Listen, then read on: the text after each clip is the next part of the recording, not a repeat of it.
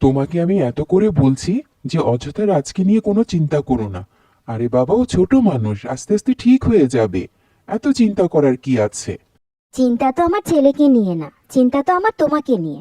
স্কুলে না যাওয়ার জন্য পেট ব্যথার বাহানা করলো, তুমিও রাজি হয়ে গেলে। এখন দেখো দিব্যি খেলছে। রাজ, তোমাকে না নিষেধ করলাম ঘরের মধ্যে খেলতে? বল পড়ে আয়নাটা ভেঙে যেতে পারে। একটা কথা বললে যদি ছেলেটা শুনে। তোমার অতিরিক্ত আদরে ছেলেটা একদম বাদুড় হয়ে গিয়েছে। আদর মনে হয় আমি ছেলেকে একাই করি, তুমি তো করো না। না, তোমাদের এই মা ছেলে ঝামেলার মধ্যে আপাতত আমি নেই।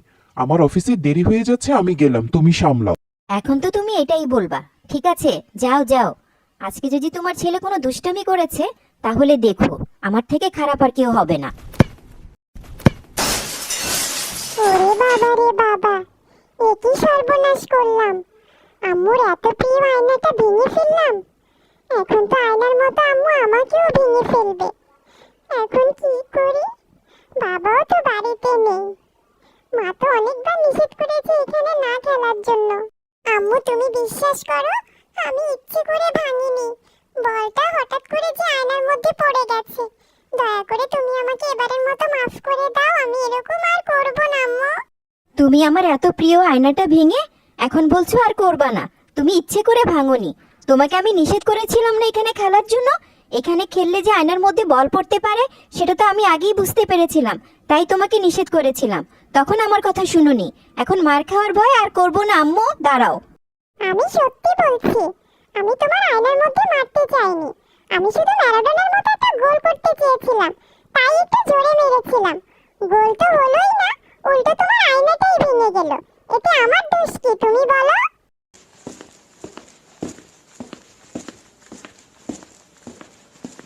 দাঁড়া, আমার এত প্রিয় আয়নাটা ভেঙে এখন তুই পালিয়েছিস না?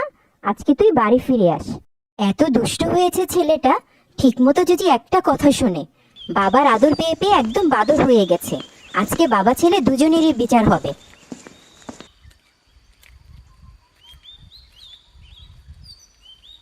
এতক্ষণে তোমার বাড়ি ফেরার সময় হলো? যত বলি ছেলেকে এত আদর দিও না, আদর দিয়ে দিয়ে মাথায় তুলেছো। এখন দেখো তোমার ছেলে কি করেছে। আজকে যদি এর একটা বিচার না করো, তাহলে আমার থেকে খারাপ কেউ হবে না, এই আমি বলে দিচ্ছি।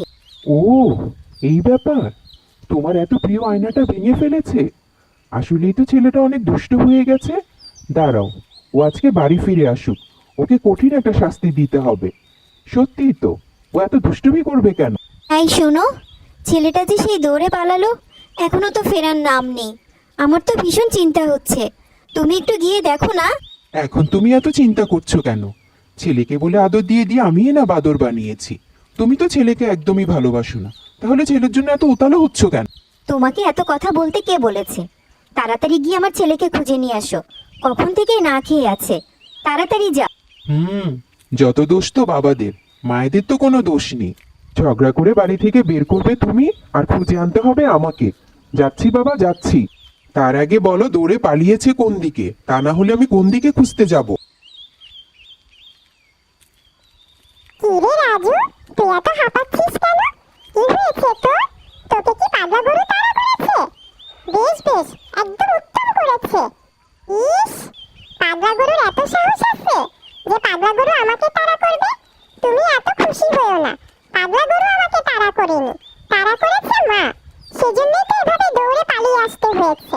মায়ের পছন্দের আয়নাটা ফুটবল খেলতে গিয়ে ভেঙে ফেলেছি, সেজন্য মা খুব রাগ করেছে, লাঠি দিয়ে মারতে এসেছিল, তাই আমি দৌড়ে পালিয়েছি। রাজু, ওই দেখ দেখ, তোর বাবা আসছে, তাড়াতাড়ি করে পালা। ধরতে পারলে আবার তোর মায়ের মতো তোর বাবাও তোকে লাঠি দিয়ে দিবে। আরে থাম থাম, তুই এত ভয় পাস না। বাবা আমাকে কিছুই করবে না। বাবা আমাকে খুব আদর করে, উল্টো আমাকে দোকানে গিয়ে আরো চিপস কিনে দিবে, দেখিস।